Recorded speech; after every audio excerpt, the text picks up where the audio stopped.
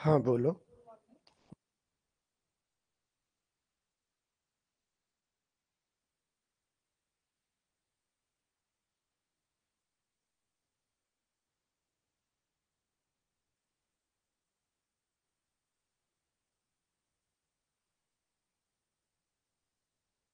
कहाँ गए?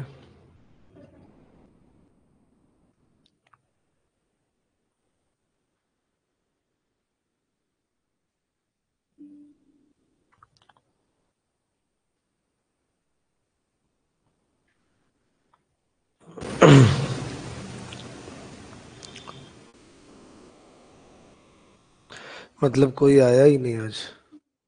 बैठो। ठीक है।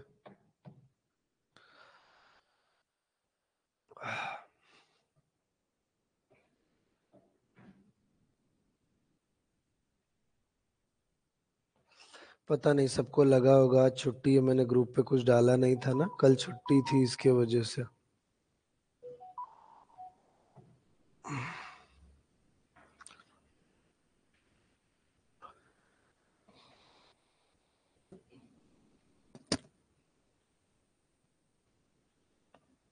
C++ की बैच तो हमारी आगे चली गई है। कुछ क्या बताए थे आप लोगों को?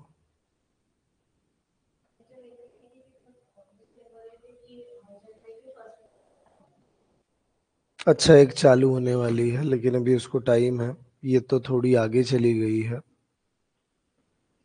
हाँ, वही करनी है ना आपको। वही चालू होने वाली है वो। अगले हफ्ते तक चालू करेंगे उसको। शाम की बैच है वो। ये तो अभी ये बैच हमारी एकदम आगे चली गई है, वैसे आधे से ज्यादा तो हो गया है। ठीक है, आप लोग आए हो तो आइडिया आप लोगों को आ ही जाएगा क्या चल रहा है। देखो अभी हमारा जो लास्ट लेक्चर हुआ था, उस लास्ट लेक्चर में हमने फंक्शन ओवरराइडिंग और ओवरलोडिंग के बारे में बात किया था। उसका मतलब क्या है एक बार मैं बता देता हूँ। आप किसी भी फंक्शन को बनाते हो, यदि फंक्शन बनाने के लिए आपको इस तरीके के ब्रैकेट्स लगाने पड़ते हैं, ये बन गया फंक्शन। आप फिर से एक फंक्शन बनाते हो, उसका भी नाम सेम रखते हो, लेकिन उसके आर्ग्यूमेंट्स अलग कर देते हो। जैसे इसमें एक आर्ग्यूमेंट रिसीव हो रहा है, इसमें एक भी नहीं हो रहा है। आप इसके अलावा और भी फंक्शन बना सकते हो चाहो तो, या इतने पे रुक सकते थे। यहाँ पे एक आर्ग्यूमेंट्स, दूसरा आर्ग्यूमेंट, आपने दो आर्ग्यूमेंट्स बना लिए। तो अगर आप नोटिस करो, इसमें एक भी आर्ग्यूमेंट नहीं है, इसमें एक आर्ग्यूमेंट है, इसमें दो है। तो जब फंक्शन का नाम सेम हो और उसके आर्ग्यूमेंट्स अलग अलग हो, इसे फंक्शन ओवरलोडिंग कहा जाता है। ये मैंने अपने लास्ट लेक्चर में बताया था। इसके लिए हमें एक क्लास बनानी पड़ती है। बस हम क्या करते हैं कि जनरली इसको एक क्लास के अंदर रखते हैं। क्लास का नाम मैं अगर एग्जाम रख दूं, तो ऐसा समझो इस क्लास के अंदर ये लोग हैं बस। तो क्लास के अंदर जब आप फंक्शंस को बना रहे हो, नाम सेम रख रहे हो, आर्ग्यूमेंट्स अलग अलग रख रहे हो, तो इसे ओवरलोडिंग कहा जाता है। C++ में ये कंसेप्ट है जिसे ओवरलोडिंग कहा जाता है। अब मैंने एक बात और बताई थी, ओवरराइडिंग क्या है। ये तो ओवरलोडिंग हो गई। ओवरराइडिंग के केस में मैंने ये बताया था, एक क्लास है, उसका नाम मान लेते हैं एक मोबाइल फोन की कंपनी है नोकिया वन नाम की। उसके अंदर एक फंक्शन बनाता हूं वॉइड, फंक्शन का नाम रख देता हूं सेट माइक। चलो, माइक सेट कैसे किया जाता है वो इसके अंदर लिखा हुआ है। अब हो गया। तो जब नोकिया वन आया था, तो माइक सेट करने का तरीका यहाँ पे लिखा गया था, ठीक है। अब जब आप किसी भी क्लास को बनाते हो ना, तो उसका ऑब्जेक्ट बनाना भी कंपलसरी होता है। तो ऑब्जेक्ट कहाँ बनाना पड़ता है? मेन के अंदर। तो ऑब्जेक्ट बनाने के लिए आपको क्लास का क्या नाम है वो लिखना पड़ता है, नोकिया वन N1। बन गया ऑब्जेक्ट। ऑब्जेक्ट बनने का मतलब है मोबाइल बन गया। मोबाइल कैसा होना चाहिए? मतलब क्लास बनाया आपने, और मोबाइल बन गया मतलब ऑब्जेक्ट बन गया। तो एक मोबाइल बन गया, उसके अंदर कौन सा फीचर है? सेट माइक नाम का। हो सकता है एक से ज्यादा फीचर्स भी होते यदि आप यहां लिखते, जैसे सेट कैमरा आप लिख देते, तो एक फंक्शन मान लेते हैं आपने बना दिया सेट कैमरा, वो भी यहां पे होता सेट कैमरा। तो मोबाइल में दो चीजें हैं, एक माइक है एक कैमरा, ठीक है, इसमें भी कोई लाइंस लिखी हुई है। अब आप चाहो तो ऐसे 100 मोबाइल भी बना सकते हो, नोकिया 1 N2, पहले मोबाइल का नाम N1, दूसरे का नाम N2। जब आपने N2 बनाया तो उसमें भी नोकिया 1 मतलब सेट माइक और सेट कैमरा ऐसे दो मेंबर्स आएंगे, जैसे यहाँ पे आए सेम सेट कैमरा और यहाँ पे सेट माइक।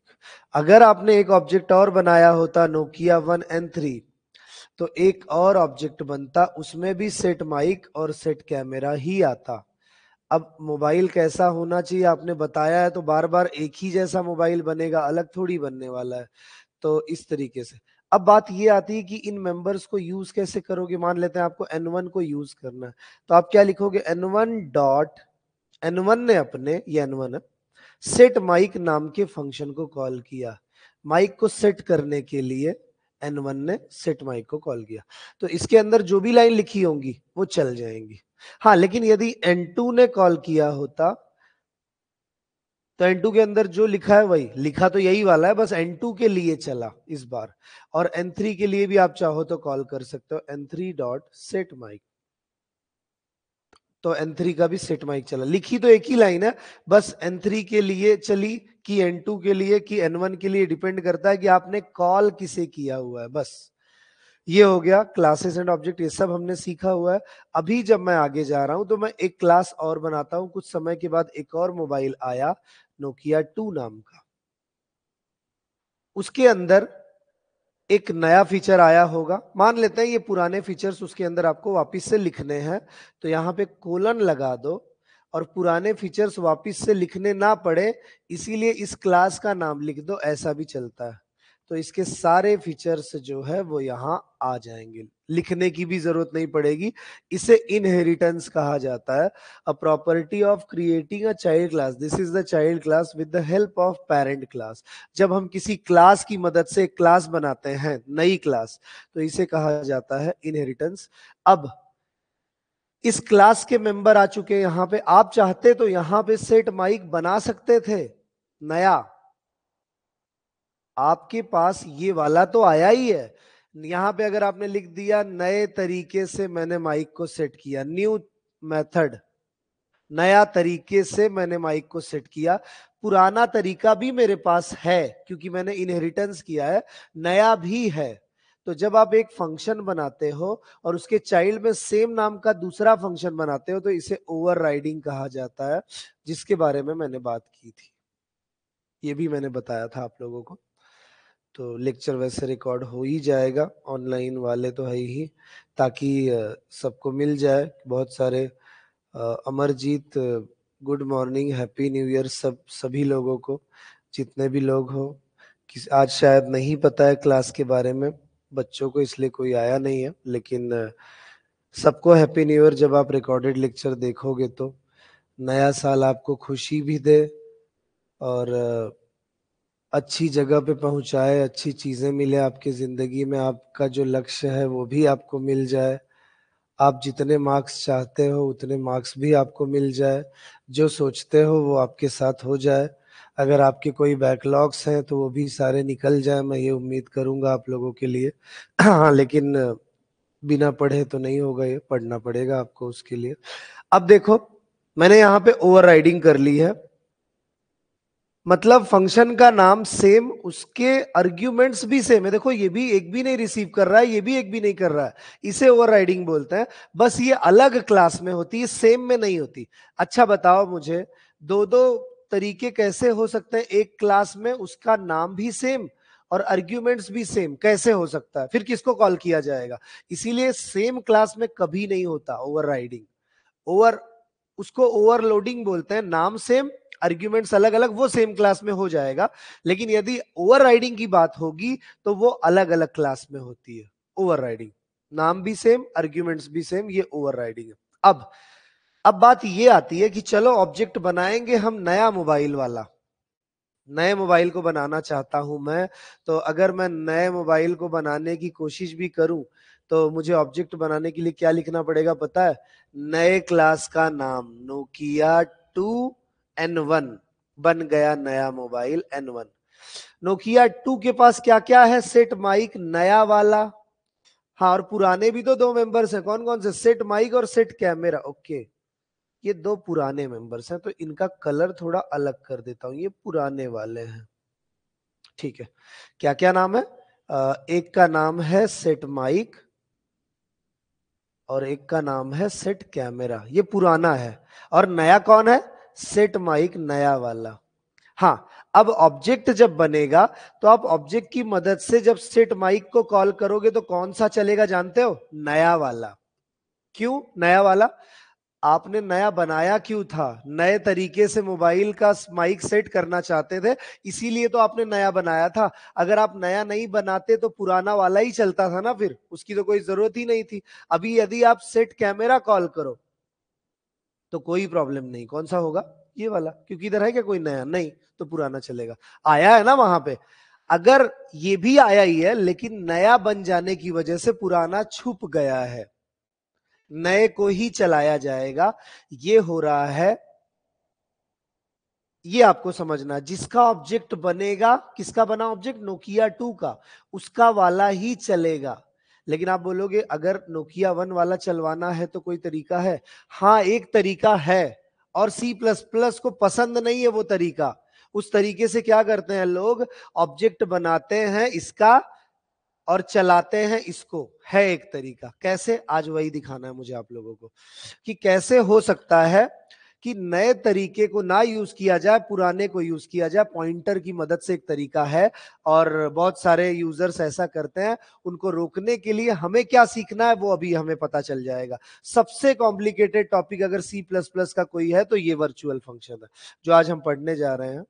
और तुम लोग डेमो के लिए भी उसी को आए हो, तो ये भी बहुत बड़ी बात है कि आप लोग सबसे कॉम्प्लिकेटेड टॉपिक सीख रहे हो अभी। और इससे कॉम्प्लिकेटेड मुझे नहीं लगता कोई टॉपिक होगा अभी आप जब समझोगे पूरे सी प्लस प्लस में। हमारी जो बैच है, इस बैच के अंदर सी प्लस प्लस चल रहा है हमारा, और हमारे इस का नाम है virtual dot CPP। Extension CPP इसलिए देना है क्योंकि हम सी प्लस प्लस का प्रोग्राम कर रहे हैं।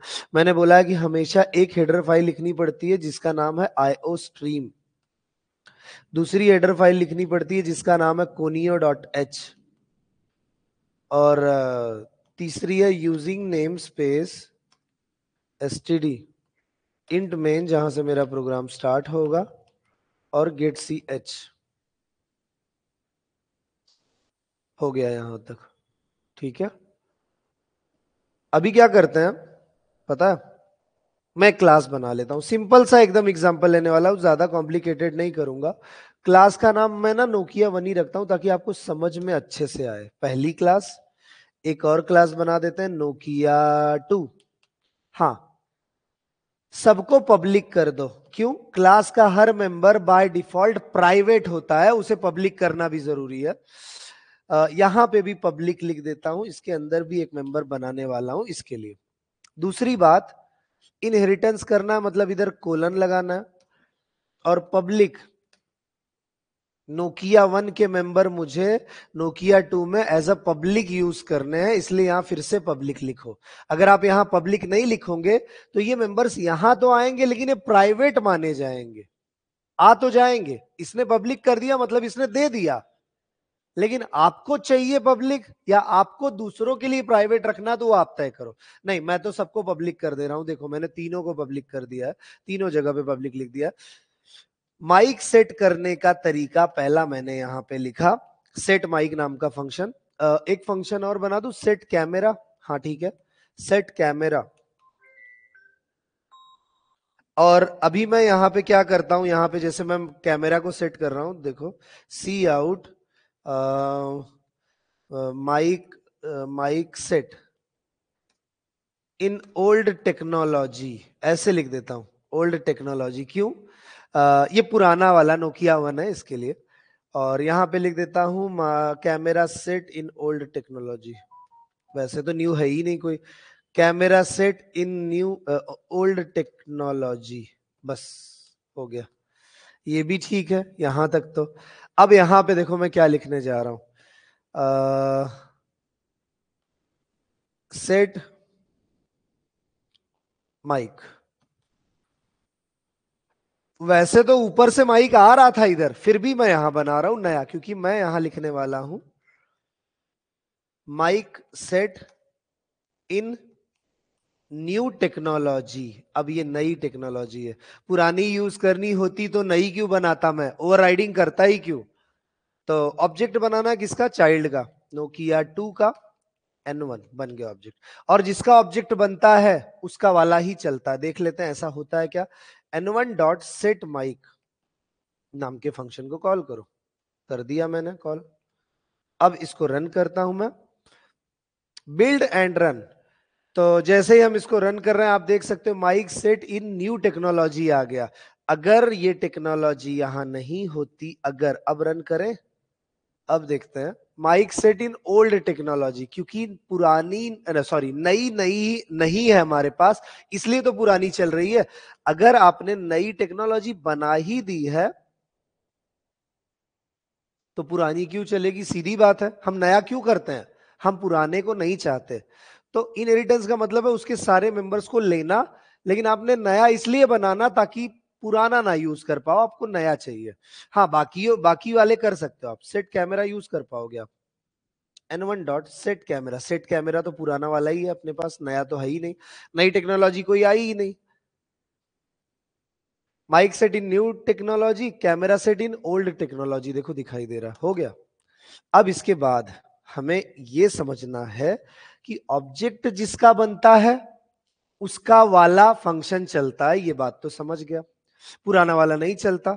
सबसे इंपॉर्टेंट पार्ट है अब मैं ऑब्जेक्ट भले बना रहा हूं नोकिया 2 का, आपको चला के दिखाता हूं नोकिया 1 वाला सेट माइक दिखाता हूं।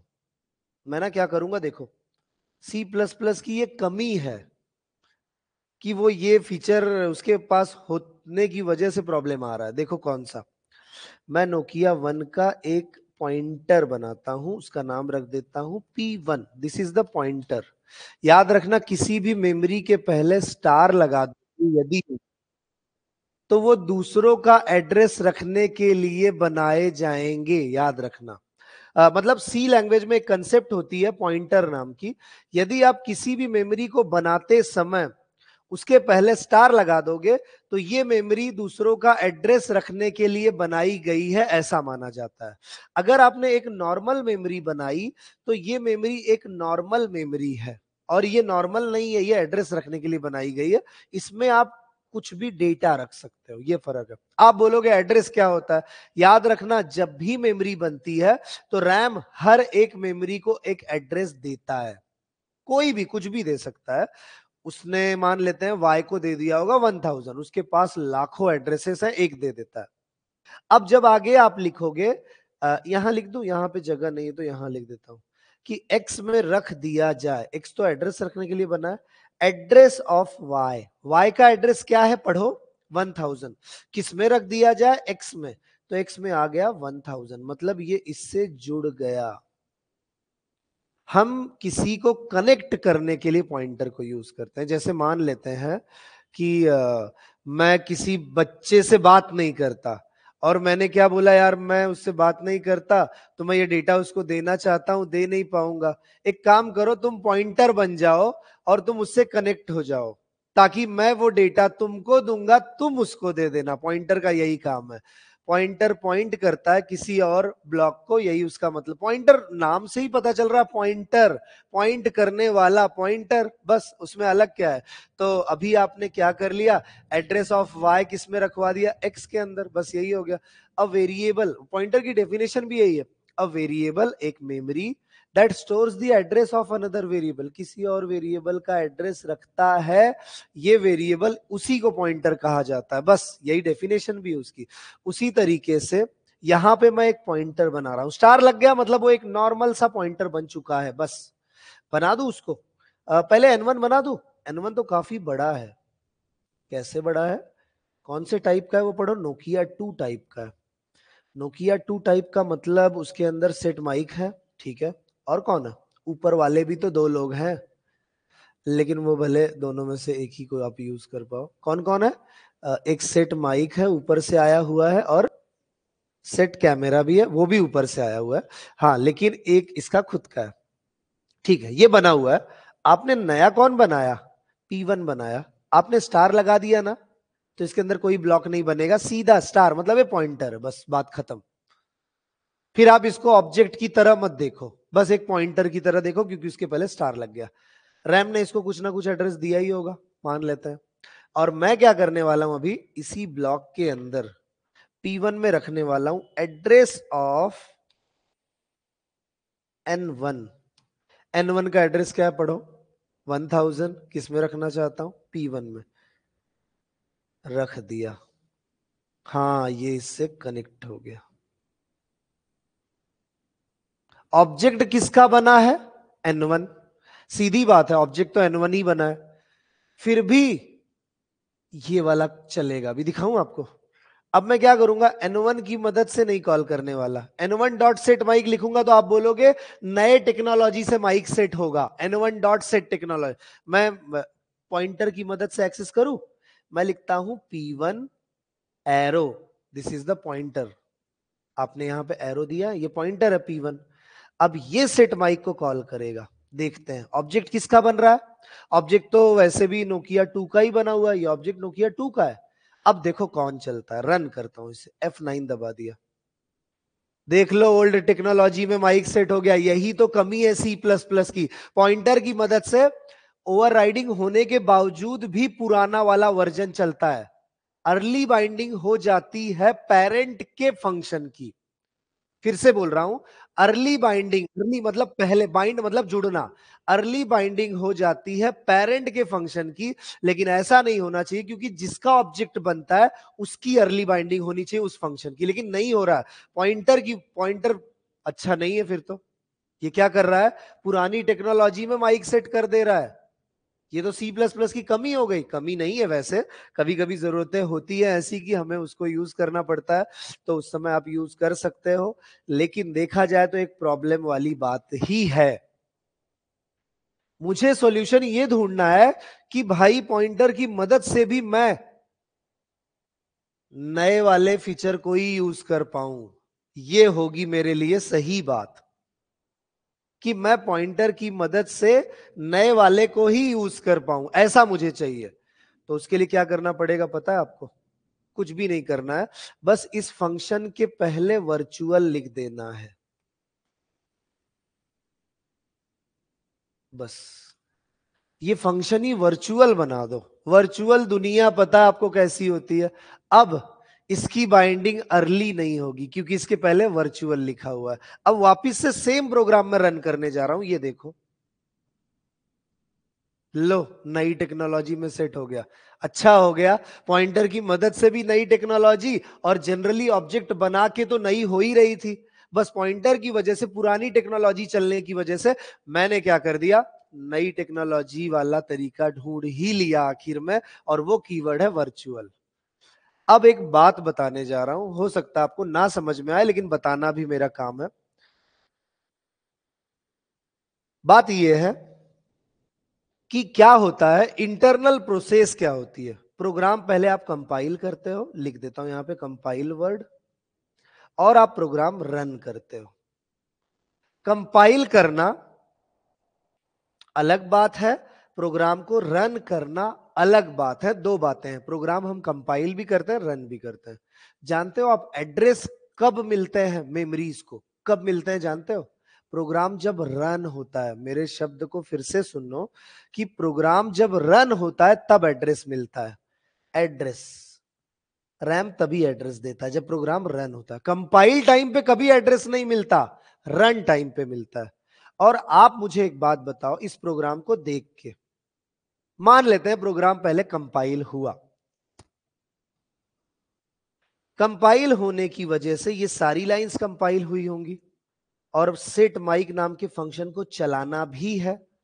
तो क्या होता है, कंपाइलर सोचता है कि मुझे सेट माइक को चलाना है, कंपाइल टाइम पे वो क्या करता है, देखता है कि अब कौन है ये, P1 है, P1 है ना, ये नीचे कहां गया, अरे मैंने इसको दबा दिया क्या, हाँ, P1 जो है ये कौन से टाइप का है वो ये देखता है। क्यों, आप बोलोगे एड्रेस क्यों नहीं देखता, मुझे एक बात बताओ, एड्रेस तो रन टाइम पे आता है ना, कंपाइल टाइम पे वो कहां से देख लेगा एड्रेस, रन टाइम पे मिलता है एड्रेस, तो वो ये सोचता है एड्रेस ऑफ N1 क्या है, ये तो पता ही नहीं। तो एक काम करते हैं, इस समय हम P1 का टाइप देखते हैं क्या है। P1 का टाइप है नोकिया 1, तो वो क्या करता है, सेट माइक जो चलाता है वो नोकिया 1 वाला चला देता है, ये वाला, समझे, टाइप की वजह से। हाँ, रन करने के बाद एड्रेस मिलता है वो तो बात की बात है, लेकिन वर्चुअल लिख देने से, कहां पे वर्चुअल लिख देने से, यहां क्या होता है, ये सोचता है चलो P1 वाले को, सेट माइक को चलाया जाए, जाता है चलाने, वर्चुअल लिख देने की वजह से उसकी अर्ली बाइंडिंग नहीं होती, चला आता है और वो इस सेट माइक को चलाता है। ये ऐसी प्रोसेस है इंटरनल, मतलब एड्रेस से रिलेटेड प्रोसेस है। एड्रेस मिलता कब है, रन टाइम पे, तो यहां पे कैसे मिल जाएगा तुरंत, ये तो आपने प्रोग्राम लिखा हुआ है कि N1 का एड्रेस P1 में चला जाए, आपने लिखा हुआ है, लेकिन एड्रेस मिला कहां, कंपाइल टाइम पे थोड़ी मिलता है एड्रेस, ये जाने वाला है, इतना ही हुआ है, एड्रेस मिला नहीं है। अगली लाइन लिखी, सेट माइक को चलाओ, तो देखता है P1 कौन से टाइप का है, P1 है नोकिया 1 टाइप का, इसीलिए सेट माइक जो है वो नोकिया 1 वाला चलता है, ये सेट माइक चलता है, और मैंने वर्चुअल लिख के इसकी लेट बाइंडिंग कर दी, लेट मतलब अर्ली इसकी कर दी, बात ही खत्म हो गई। ये है वर्चुअल कीवर्ड, बहुत इंपॉर्टेंट फीचर है C++ का, बहुत इंपॉर्टेंट। और मैं तो बोलता हूं कि वर्चुअल फंक्शन जावा में ना होने की वजह से इंटरव्यूज में इसके ऊपर सवाल पूछा जाता है। देखा जाए तो अब्स्ट्रैक्ट क्लास, ये जो कंसेप्ट है ये जावा में भी है, इसीलिए आपने जावा में सीख लिया, यहां नहीं सीखा तो भी चल जाता है। कुछ ऐसे फीचर्स हैं C++ के जो जावा में नहीं है, ऑपरेटर ओवरलोडिंग नहीं है, फ्रेंड फंक्शन नहीं है, इनलाइन फंक्शन नहीं है, वर्चुअल फंक्शन नहीं है, ऐसी कई कंसेप्ट्स हैं जो जावा में नहीं है, इसीलिए हम उसको यहां सीख लेते हैं, और जो बच जाती है वो सारी जावा में सीख लेते हैं हम, तो दोनों चीजें कवर हो जाती है, लैंग्वेज भी कवर। मैंने जो सी लैंग्वेज में, यदि आपने प्रिंट एफ पढ़ा है, एडिशन का प्रोग्राम, सब्ट्रैक्शन का program, palindrome, reverse string, Armstrong number, factorial, Fibonacci series, star pattern, ये सब कुछ तो C++ में भी पॉसिबल है। सिर्फ C++ अगर आप पहली बार सीखते तो आप object oriented programming in C++ नहीं सीखते, फिर आप एक नॉर्मल C++ सीखते जो C वाली है। आप एडिशन का प्रोग्राम C++ में बनाते, इफ एल्स C++ में सीखते, फॉर लूप C++ में सीखते, वाइल लूप सीखते, स्विच केस सीखते, ये सब आप C++ में पैलिंड्रोम, रिवर्स स्ट्रिंग का प्रोग्राम करते बस। फिर आपको सीखना पड़ता object oriented programming in C++, आपको फिर से बहुत समय लग जाता, फिर function overloading, operator overloading, virtual function, abstract class, friend function, file handling, ये सब फिर आपको पढ़ना पड़ता पूरा। तो आप सोच के देखो कि आपने पहले इतना पढ़ा C++ में, फिर और इतना पढ़ा, तो एक किताब कितनी बड़ी बन जाएगी C++ की, और सेमेस्टर वाइज पैटर्न होता है, इसीलिए एक सेमेस्टर में बोल सकते थे बेसिक C++ और एडवांस C++ या फिर ऑब्जेक्ट ओरिएंटेड प्रोग्रामिंग वाली C++, लेकिन इन्होंने क्या सोचा, क्यों बच्चा एक लैंग्वेज कम सीखे, तो उन्होंने C लैंग्वेज कर दिया और बोला ये सारे प्रोग्राम आप C में ही बनाओ, C++ में आप ये सारे प्रोग्राम मत बनाओ, एक काम करो ऑब्जेक्ट ओरिएंटेड प्रोग्रामिंग ही सीख लो, दो लैंग्वेज कवर हो गई।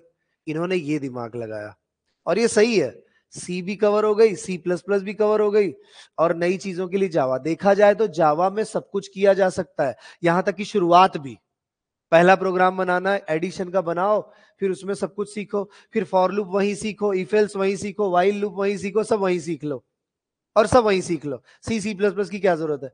हाँ, लेकिन फिर वो सिलेबस उतना बड़ा हो जाएगा, जो स्कूल का सिलेबस होता है वो छोटा सा वैसा ही होता है, और अपने को लगता है यार इनको जावा कैसे आ गया डायरेक्टली, C++ तो है ही नहीं इनको, हो सकता है ना सिलेबस, क्या दिक्कत है उसमें?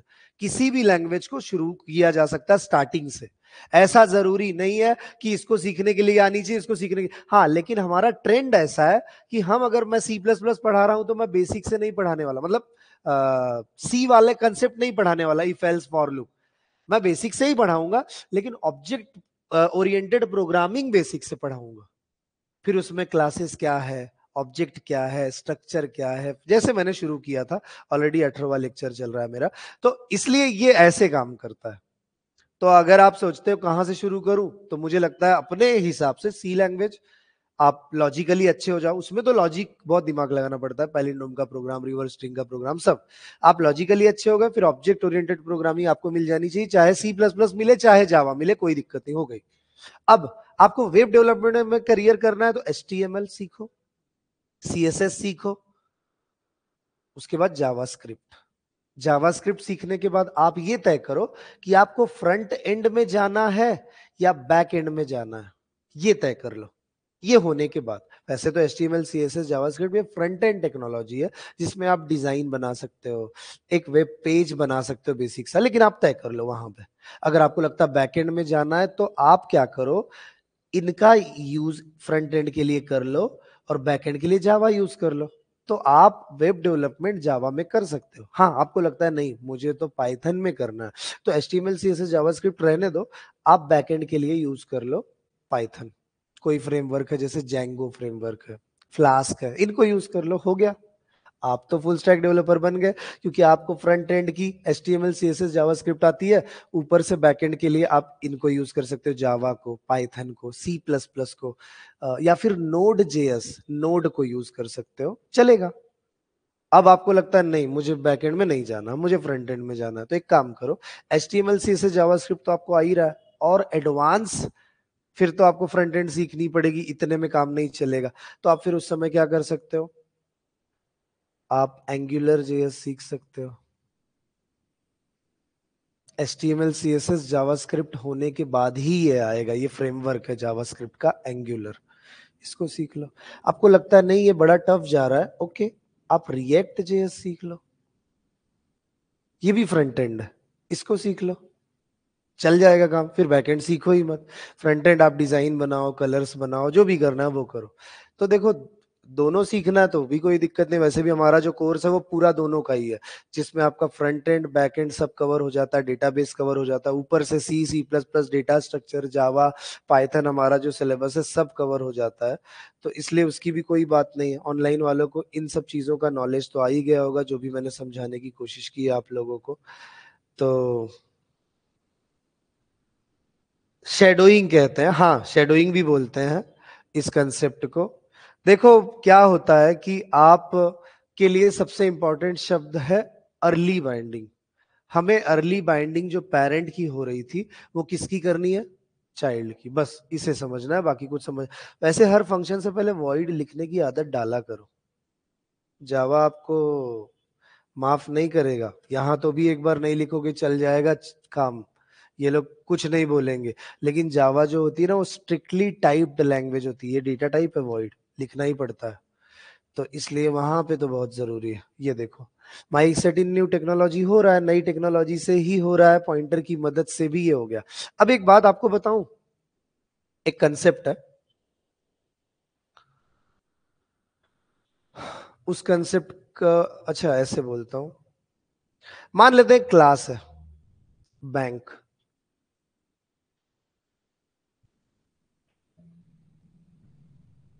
कोई बैंक में जाता है अकाउंट खोलने के लिए, वो बोलता है कि मेरा अकाउंट ओपन करो बैंक में, ठीक है, लेकिन वो ये बोलेगा मेरा करंट अकाउंट ओपन करो या मेरा सेविंग अकाउंट ओपन करो, बराबर है। हमारे पास एक क्लास और है, करंट अकाउंट, एक क्लास और है, सेविंग अकाउंट, लो, करंट अकाउंट भी है, सेविंग अकाउंट भी है, और एक क्लास है बैंक। अब आपने इनहेरिटेंस किया हुआ है, इनहेरिटेंस का मतलब ये होता है कि इसके सारे फीचर्स इनको भी मिलना, इनको भी मिलना। अब ऑब्जेक्ट किसका बनेगा, जब आप कोई बोलेगा कि मेरा अकाउंट ओपन करो, तो या तो करंट अकाउंट क्लास का बनाओ या तो सेविंग अकाउंट का बनाओ, लोग तो यही बोलेंगे मेरा अकाउंट खोलना है करंट अकाउंट, तो आप ऑब्जेक्ट बनाओगे करंट अकाउंट का, आप ऑब्जेक्ट बनाओगे सेविंग अकाउंट का। बैंक का ऑब्जेक्ट बनाने की क्या जरूरत है? मेरी बैंक खोल दो तो ऐसा कोई बोलेगा नहीं, करंट अकाउंट खोलो या तो सेविंग अकाउंट खोलो, इसलिए ऑब्जेक्ट तो इनका। इसका इसकी कोई जरूरत है ऑब्जेक्ट बनने की? नहीं। इनकी जरूरत है, इनका बनना चाहिए, बस। हम क्या करने वाले हैं, क्लास का ऑब्जेक्ट ना बन पाए ऐसा कुछ लिखने वाले हैं। ऐसा भी होता है हर प्रोग्रामिंग लैंग्वेज में जो भी ऑब्जेक्ट ओरिएंटेड होती है, कि आप किसी क्लास का ऑब्जेक्ट ना बना पाओ। कैसे करते हैं पता? आपको कुछ नहीं करना है, बस एक वर्चुअल कीवर्ड लिखना है, उसके बाद एक फंक्शन लिख देता हूं मैं, जैसे रेट ऑफ इंटरेस्ट, और उसके आगे इक्वल टू 0 लगा देता हूं। बस इसकी कोडिंग ही नहीं लिखूंगा मैं। करली ब्रैकेट देखो लिखते थे मैं, ये वाला नहीं लिखते थे और डायरेक्ट लिखते थे, नहीं, कोडिंग नहीं करने वाला, इसका कोई डेफिनेशन नहीं है। इसको कहा जाता है प्योर वर्चुअल फंक्शन। लिख देता हूं प्योर वर्चुअल। सिर्फ वर्चुअल किसको कहा जाता है? अभी हम लोग पढ़ क्या रहे थे इतनी देर से? वर्चुअल फंक्शन ही तो पढ़ रहे थे। ये प्योर वर्चुअल है, ये फंक्शन प्योर वर्चुअल है। अगर किसी भी क्लास में एक भी प्योर वर्चुअल फंक्शन रहा तो उस क्लास का ऑब्जेक्ट नहीं बनाया जा सकता, और जिस क्लास का ऑब्जेक्ट नहीं बनाया जा सकता उस क्लास को अब्स्ट्रैक्ट क्लास कहा जाता है। अब इससे टफ क्या बताऊं मैं? ये भी कितना सिंपल है। ऐसी क्लास जिसका ऑब्जेक्ट नहीं बनाया जाता उसको बोलते हैं अब्स्ट्रैक्ट क्लास, और ऐसी क्लास उसके अंदर एक एटलीस्ट प्योर वर्चुअल फंक्शन होना चाहिए। सिर्फ वर्चुअल नहीं, प्योर। पिछला तो वर्चुअल था, हुआ कुछ नहीं, वहां तो ऑब्जेक्ट बन गया। प्योर वर्चुअल की बात कर रहा हूं मैं। हाँ, लेकिन जावा ने वर्चुअल कीवर्ड ही हटा दिया। उन्होंने बोला हमारे पास डायरेक्ट यहाँ अब्स्ट्रैक्ट लिख दो, ये क्लास अब्स्ट्रैक्ट मानी जाएगी डायरेक्ट। क्यों ये सब आप इतना ताम झाम कर रहे हो? डायरेक्टली एब्स्ट्रैक्ट लिखो, एब्स्ट्रैक्ट बना दो। प्योर वर्चुअल वगैरह वाला सिस्टम हमारे पास नहीं है। तो उन्होंने नहीं रखा ना, लेकिन यहाँ पे तो है। कभी कभी क्या होता है, जैसे कोई कोई स्टूडेंट ये सोचता है मैंने अब्स्ट्रैक्ट शब्द पढ़ा था सर, तो यहाँ लिख ही नहीं रहे हैं, क्यों ऐसा? इसीलिए मुझे वो भी बताना पड़ता है कि अरे वो सी जावा में है। कभी कभी होता है, तो इसके लिए जरूरी होता है ये बातें। वैसे आप लोग नहीं बोलोगे, इंस्टाग्राम पे जो कमेंट आते हैं ना उसमें ऐसा करते हैं बच्चे ज्यादातर। तो मैसेज करते हैं, कमेंट करते हैं, उन्हें नहीं पता होता, गलत आंसर्स लिखते हैं कि ये ऐसा क्यों नहीं है। अभी मैंने एक कंस्ट्रक्टर का वीडियो डाला था, उसमें मैंने बताया कंस्ट्रक्टर का टाइप होता है जावा में नो ARG और पैरामीटराइज कंस्ट्रक्टर। उसका कमेंट था कि कॉपी कंस्ट्रक्टर भी तो होता है। मैंने नहीं किया रिप्लाई। कॉपी कंस्ट्रक्टर C++ में होता है, ना कि जावा में। और मैंने जावा की कंसेप्ट बताई और मैंने बोला भी है जावा में कंस्ट्रक्टर के 2 टाइप्स होते हैं, और मैंने लिखा भी था ऐसे जावा। और यहाँ तक कि मेरे डिस्क्रिप्शन वाला पार्ट जो होता है उसमें भी लिखा हुआ है। फिर भी उसने ऐसा बोला। तो ऐसा होता है ज्यादातर। तो इसके वजह से एक बार और मुझे चीजें समझानी पड़ती हैं अच्छे से। ये मैंने लिख दिया virtual void ROI, rate of interest जो है वर्चुअल, बस हो गया। अब इसका ऑब्जेक्ट नहीं बन पाएगा। लेकिन एक बात और याद रखो, इनहेरिटेंस हो रहा है तो क्या ये इधर जाएगा? ये, हाँ, इनहेरिटेंस मतलब ये जितने भी इसके फीचर है वो इनको भी मिलेंगे, इनको भी मिलेंगे। अब मुझे एक बात बताओ, अगर वर्चुअल प्योर वर्चुअल इसको भी मिल गया, अरे तो फिर इस क्लास का भी तो ऑब्जेक्ट नहीं बना पाओगे। अभी तो बोला मैंने जिस क्लास में एक भी प्योर वर्चुअल फंक्शन होता है उसका ऑब्जेक्ट नहीं बनता। और ये प्योर वर्चुअल फंक्शन इधर चला गया, इसका ऑब्जेक्ट नहीं बना पाओगे। ये प्योर वर्चुअल फंक्शन इसको भी मिल गया है क्या, तो इसका भी ऑब्जेक्ट नहीं बना पाओगे, फिर तो प्रॉब्लम हो गई। इसीलिए हम करेंगे ओवरराइडिंग। क्या करेंगे? ओवरराइडिंग। और ओवरराइडिंग का मतलब होता है कि पुराना वाला ना चलना, नया वाला चलना। हाँ, हमने यही पढ़ा, ओवरराइडिंग का मतलब ही यही है। इसीलिए मैं इस फंक्शन की ओवरराइडिंग करने जा रहा हूं। क्या नाम है इस फंक्शन का? Rate of interest. Okay, rate of interest, ये ओवरराइडिंग कर दी, कुछ लिख दिया। यहां पे भी कर दूं ओवरराइडिंग? हाँ, करना ही पड़ेगा। लो, मैंने यहाँ पे ओवरराइडिंग इधर भी कर दी, इधर भी ओवरराइडिंग, इधर भी। अब जब इसका ऑब्जेक्ट बनेगा तो कोई दिक्कत नहीं, ऑब्जेक्ट बन जाएगा। और रेट ऑफ इंटरेस्ट कॉल करोगे तो ये चलेगा। पिछली बार क्या होता, अगर ये इधर आ जाता तो मतलब एक तालाब में एक मछली है, अगर दूसरी जगह डाल रहे तो मछली दूसरी जगह चली जाएगी, तो वो तालाब का पानी भी गंदा कर सकती है। मतलब ये एक ऐसा फीचर है, ये वाला जो आपको फीचर दिखाई दे रहा है, इसकी वजह से इस क्लास का ऑब्जेक्ट कभी बन नहीं पाया, सिर्फ इसकी वजह से, क्योंकि ये प्योर वर्चुअल था। अब ये फीचर इसको मिल जाए तो ये भी कभी ऑब्जेक्ट नहीं बना पाएगी ये क्लास, और यही फीचर इसको मिल जाए ये क्लास भी कभी ऑब्जेक्ट नहीं बना पाएगी। और ना मिले इसीलिए तो आप क्या कर रहे हो, ओवरराइडिंग। ना मिले इसीलिए क्या कर रहे हो, ओवरराइडिंग, नया तरीका लिख दे रहे हो। और क्या होता है, हमेशा जब ऑब्जेक्ट बनता है तो जिसका ऑब्जेक्ट बना उसका वाला ही चलता है। ये भी बताया मैंने, जिसका ऑब्जेक्ट बना उसका वाला। आप बोलोगे लेकिन पॉइंटर की मदद से तो उसका भी चल सकता है। अरे इसीलिए तो वर्चुअल कीवर्ड लिखा है इधर। वर्चुअल पढ़ाई किस लिए हमने, ये सब लिंक्ड है एक दूसरे से, ये पूरे चैप्टर्स। तो इसके लिए आपको ओवरराइडिंग नहीं पता, ओवरलोडिंग नहीं पता, फंक्शन ही नहीं पता, तो ये सब तो कुछ समझेगा ही नहीं। एक एक चीजें एक दूसरे से कनेक्टेड होती है, ऑब्जेक्ट ओरिएंटेड प्रोग्रामिंग का यही तो है, सब एक दूसरे से कनेक्टेड है। एक टॉपिक सीखना है पॉइंटर, उसके बाद virtual function, overloading, overriding, abstract class, ये सब देख रहे हो आप लोग कैसे इनहेरिटेंस भी इसी में हो रहा है। ये क्या, इस क्लास की मदद से एक और क्लास बनाओगे तो इनहेरिटेंस, सब कुछ एक दूसरे की जरूरत है सबको। लेकिन अब एक सवाल है, बैंक देखो कितनी होशियार है, होशियार कैसे है, उसका ऑब्जेक्ट भी नहीं बन रहा। मतलब वो रूल दे रही, सेट ऑफ रूल्स, वो बोल रही है मेरी बात मानो, मेरे मेरे चाइल्ड हो ना तुम लोग, करंट अकाउंट और सेविंग अकाउंट, मेरे पास एक फीचर है रेट ऑफ इंटरेस्ट नाम का, आप लोगों को रेट ऑफ इंटरेस्ट लगाओ।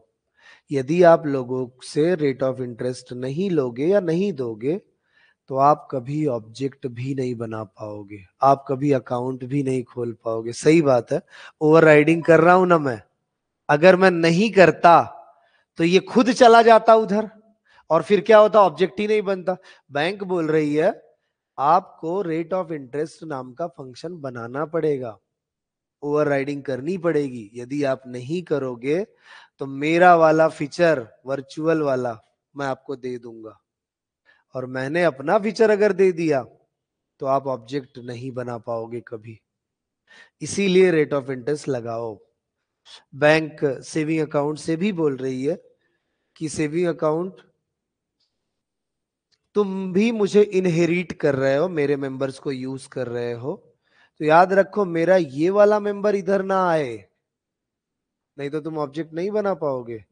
तुम भी रेट ऑफ इंटरेस्ट लगाओ। सोचो, बैंक ऊपर बैठा हुआ है, ना ही वो ऑब्जेक्ट बना रहा है, लेकिन वो जो बातें बोलता है क्लासेस को मानना पड़ता है क्योंकि वो चाइल्ड है। चाइल्ड होते और बातें ना मानते ये भी ठीक है, लेकिन वर्चुअल फंक्शन ये ना भेज दे यहाँ पे।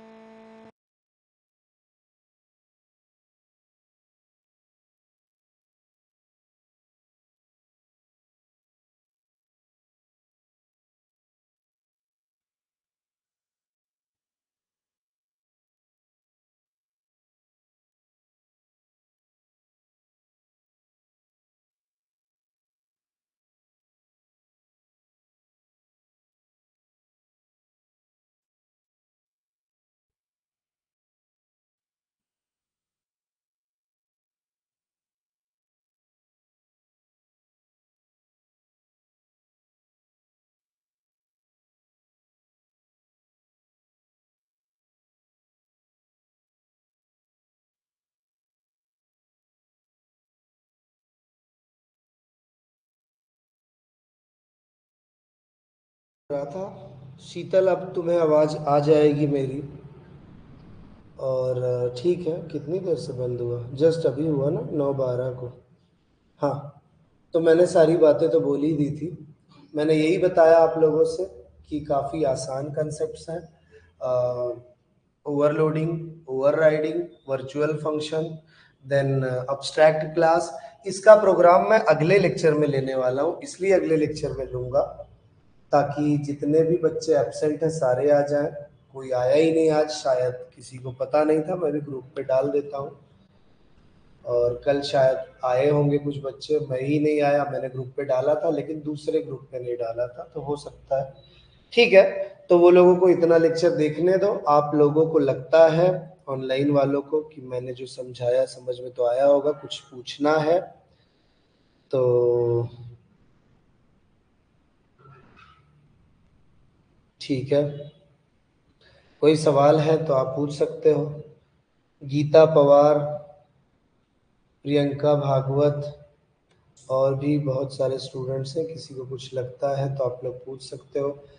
टोटल इस समय इस बैच में 700 स्टूडेंट्स हैं, 700। और कर कितने रहे हैं? 44। सोचने वाली बात है कि अब आईटी सेक्टर में जॉब्स नहीं है ऐसा कहते हैं बच्चे। 44 जो अभी है ना उनको मिल जाती, सॉरी 42 है अभी, 42 42 बच्चों को जॉब मिल जाती है। 700 में से बचते कितने हैं? लगभग 650। 650 बच्चों को जॉब नहीं मिलती, वही मार्केटिंग करते हैं कि जॉब नहीं है। अरे आप रेगुलर थे ही नहीं तो जॉब क्यों रहेगी आपके लिए? पहली बात तो ये एक चीज होती है जरूरी जो बच्चों को समझना है, और सीरियसनेस होनी बहुत जरूरी है। पहले तो होते थे, धीरे धीरे कम। हाँ, कभी कभी 100 भी आ जाते हैं, लेकिन उनके मूड पे कब आना है कब नहीं आना है। हाँ, रिकॉर्डेड भी देखते हैं। कुछ लोग देखो जॉब करते हैं, कुछ लोग दूसरे देश में है, वो लोग भी उनके टाइमिंग के हिसाब से आगे पीछे रिकॉर्डेड देखते हैं। लेकिन रिकॉर्डेड भी कितने देखे जा रहे हैं? 150 160 मैं डेली चेक करता हूँ, तो बाकी का कोई नहीं देख रहा। मतलब इतने बच्चे अभी ठीक है, सीरियस है। बैच 2 में, शाम की बैच में भी 800 के आसपास बच्चे हैं, लेकिन उसमें 200-250 बच्चे रहते हैं डेली। नहीं है, बाकी के एब्सेंट ही रहते हैं, सीरियसनेस नहीं है बच्चों में।